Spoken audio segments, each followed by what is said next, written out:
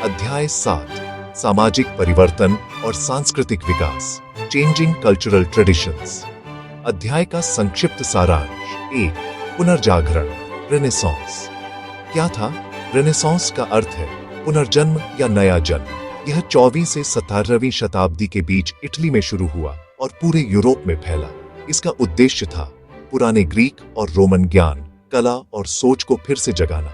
मुख्य विशेषताएं: तर्क, विज्ञान और अनुभव पर जोर, ईश्वर की जगह मनुष्य को केंद्र में रखना, ह्यूमनिज्म, कला, साहित्य और वास्तुकला में नवीनता। 2 मानवतावाद, ह्यूमनिज्म। पुनर्जागरण की आत्मा था मानवतावाद। इसका अर्थ मनुष्य के गौरव, बुद्धि और स्वतंत्रता में विश्वास रखना। विद्वान जैसे पीट्रार्क और इरास्मस ने मानवता पर आधारित विचार फैलाए। 3 कला और वास्तुकला में परिवर्तन। Leonardo da Vinci, Michael Angelo, Rafale जैसे कलाकारों ने मानव शरीर की सुंदरता को दिखाया। चित्रकला में परिप्रेक्ष्य, पर्सपेक्टिव तकनीक का प्रयोग हुआ, जिससे चित्रों में गहराई आई। भवन निर्माण में गुंबद, खंभे और संतुलन पर ध्यान दिया गया। उदाहरण: ब्रूनेलेस्की द्वारा फ्लोरेंस कैथेड्रल का निर्माण। 4 विज्ञान में विकास। वैज्ञानिकों ने चर्च के अंधविश्वासों को चुनौती दी। कोपरनिकस, गैलीलियो और न्यूटन जैसे वैज्ञानिकों ने सौरमंडल और भौतिकी के नए सिद्धांत दिए। प्रयोग और अवलोकन पर जोर दिया गया। 5 मुद्रण क्रांति, प्रिंटिंग रेवोल्यूशन। जोहानिस गुटेनबर्ग ने 15वीं सदी में मुद्रण यंत्र, प्रिंटिंग प्रेस का आविष्कार किया। इससे किताबें सस्ती और सबके लिए उपलब्ध हो गई। विचारों का तेजी से प्रसार हुआ और धार्मिक सुधार, रिफॉर्मेशन संभव हुआ। 6 धार्मिक सुधार आंदोलन, रिफॉर्मेशन। चर्च के भ्रष्टाचार और अंधविश्वासों के खिलाफ आंदोलन। मार्टिन लूथर ने 125 थीसिस लिखकर चर्च की आलोचना की। इसका परिणाम यूरोप में कैथोलिक और प्रोटेस्टेंट धर्मों का विभाजन। 7 वैज्ञानिक सोच और आधुनिकता की शुरुआत। पुनर्जागरण और सुधार आंदोलनों ने आधुनिक युग की नींव रखी। लोगों ने तर्क, विज्ञान और स्वतंत्रता को महत्व देना शुरू किया।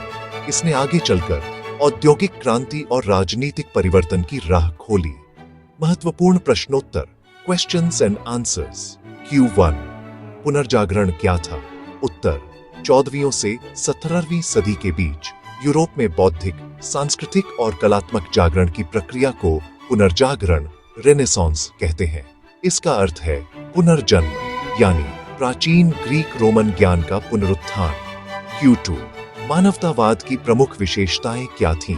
उत्तर: मनुष्य को सृष्टि का केंद्र मानना, ज्ञान और तर्क पर जोर देना, धार्मिक नियंत्रण से मुक्त सोच विकसित करना, मानव कल्याण और स्वतंत्रता की भावना।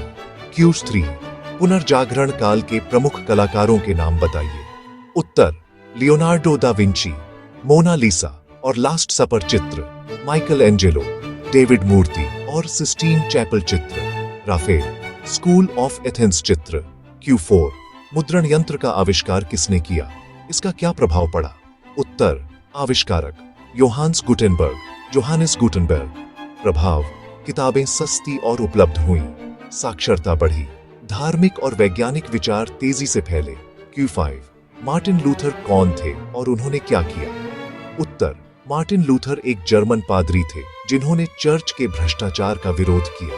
उन्होंने 1517 में अपनी 45वीं थीसिस प्रकाशित की और धार्मिक सुधार आंदोलन, रिफॉर्मेशन शुरू किया। Q6 पुनर्जागरण का समाज पर क्या प्रभाव पड़ा? उत्तर: तर्क और विज्ञान पर जोर बढ़ा, कला और साहित्य में नई सोच आई, चर्च की पकड़ कमजोर हुई, आधुनिकता और वैज्ञानिक दृष्टिकोण का विकास हुआ। नमस्कार दोस्तों, आज हम पढ़ने जा रहे हैं क्लास 12 हिस्ट्री का चैप्टर 7 चेंजिंग कल्चरल ट्रेडिशंस, यानी सांस्कृतिक परिवर्तन और पुनर्जागरण का दौर। यह वह समय था जब यूरोप में अंधविश्वास की जगह तर्क, विज्ञान और कला ने ले ली। इस काल में Leonardo da Vinci, Michael Angelo जैसे महान कलाकारों ने दुनिया को नई दिशा दी। गुटेनबर्ग के प्रिंटिंग प्रेस से ज्ञान का प्रसार हुआ और मार्टिन लूथर के सुधार आंदोलन ने चर्च की सत्ता को चुनौती दी। यही वह दौर था जिसने आधुनिक युग की नींव रखी। तो याद रखिए, पुनर्जागरण का अर्थ केवल नया जन्म नहीं, बल्कि मानव विचारों की स्वतंत्रता का उदय भी था।